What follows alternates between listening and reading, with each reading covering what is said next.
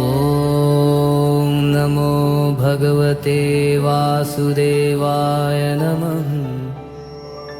ಓಂ ನಮೋ ನಾರಾಯಣಾಯ. ಓಂ ವಿಷ್ಣವೇ ನಮಃ. ನಮಸ್ಕಾರ ಸ್ನೇಹಿತರೆ, ನಾನು ನಿಮ್ಮ ಕೆ.ಬಿದಿರೆ ಅನಂತು. ವಿಷ್ಣು ಸಹಸ್ರನಾಮ ಶ್ಲೋಕ 9.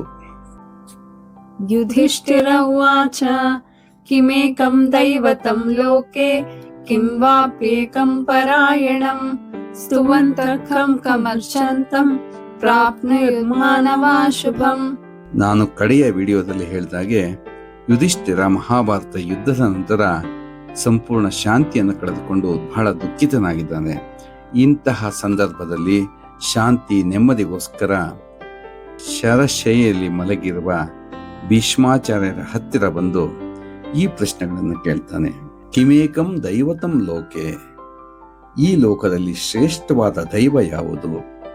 ಪರಮ ಆಶ್ರಯ ಯಾವುದು? ಯಾರನ್ನ ಸ್ತುತಿ ಮಾಡಿದರೆ, ಯಾರನ್ನ ಪೂಜಿಸಿದರೆ ಮನುಷ್ಯರು ಶುಭ ಮತ್ತು ಮಂಗಳವನ್ನು ಪಡೆಯುತ್ತಾರೆ?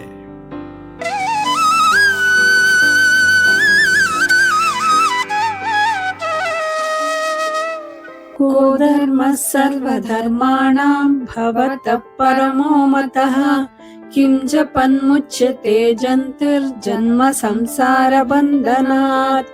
ಕೋ ಧರ್ಮ ಸರ್ವಧರ್ಮಾಣಾಂ ಭವತಃ ಪರಮೋ ಮತಃ. ಎಲ್ಲ ಧರ್ಮಗಳಲ್ಲಿ ಶ್ರೇಷ್ಠವಾದ ಧರ್ಮ ಯಾವುದು ಎಂದು ನೀವು ಭಾವಿಸುತ್ತೀರಿ? ಯಾವ ನಾಮವನ್ನು ಜಪಿಸಿದರೆ ಜೀವಿಯು ಜನನ ಮರಣ ರೂಪದ ಸಂಸಾರ ಬಂಧನದಿಂದ ಮುಕ್ತನಾಗುತ್ತಾನೆ? ಈ ಪ್ರಶ್ನೆಗಳಿಗೆ ಭೀಷ್ಮಾಚಾರ್ಯರು ಹೀಗೆ ಉತ್ತರವನ್ನು ಕೊಡುತ್ತಾರೆ ಮುಂದಿನ ಶ್ಲೋಕದಲ್ಲಿ.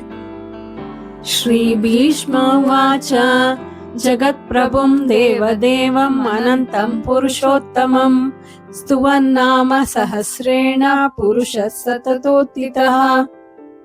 ಜಗತ್ತಿನ ಅಧಿಪತಿಯಾದ, ದೇವತೆಗಳಿಗೂ ದೇವರಾದ, ಅನಂತನಾದ, ಪುರುಷೋತ್ತಮನಾದ ಶ್ರೀ ಮಹಾವಿಷ್ಣುವನ್ನು 1000 ನಾಮಗಳಿಂದ ನಿರಂತರವಾಗಿ ಭಕ್ತಿ ಮತ್ತು ಶ್ರದ್ಧೆಯಿಂದ ಸ್ತುತಿಸುವ ಮನುಷ್ಯನು ಶುಭವನ್ನು ಹೊಂದುತ್ತಾನೆ.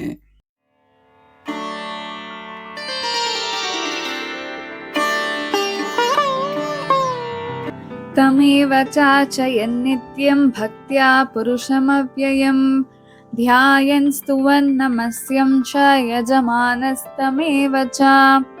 ಅವಿನಾಶಿಯಾದ ಪರಮ ಪುರುಷನಾದ ಶ್ರೀ ಮಹಾವಿಷ್ಣುವನ್ನೇ ಪ್ರತಿದಿನ ಭಕ್ತಿಯಿಂದ ಪೂಜಿಸುತ್ತಾ, ಧ್ಯಾನಿಸುತ್ತಾ, ಸ್ತುತಿಸುತ್ತಾ, ನಮಸ್ಕರಿಸುತ್ತಾ ಮತ್ತು ಎಲ್ಲ ಯಜ್ಞಾದಿ ಆರಾಧನೆಗಳನ್ನು ಅವನಿಗೆ ಅರ್ಪಿಸುತ್ತಾ ಇರುವ ಮನುಷ್ಯನು ಪರಮ ಮಂಗಳವನ್ನು ಹೊಂದುತ್ತಾನೆ.